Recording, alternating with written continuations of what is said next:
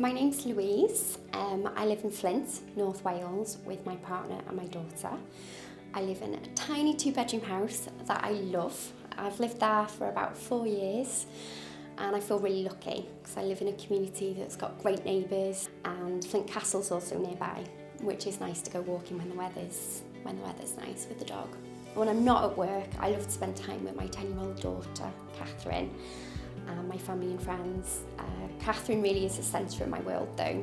We're a really sporty family, so any excuse for fun, exciting things, quad biking or climbing, sailing, anything like that we love to do.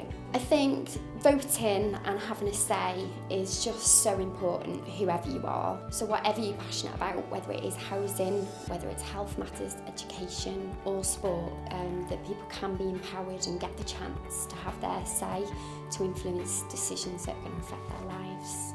So I think voting is really important. The decisions that we make in terms of our voting is going to have massive implications on the here and now. But also when I vote, I am thinking about my daughter and the future for her, and that I want Wales to be a place that she's going to want to stay in. So obviously the decisions that we're making now is going to have a massive impact in terms of the future as well. So voting is important for here, now and the future.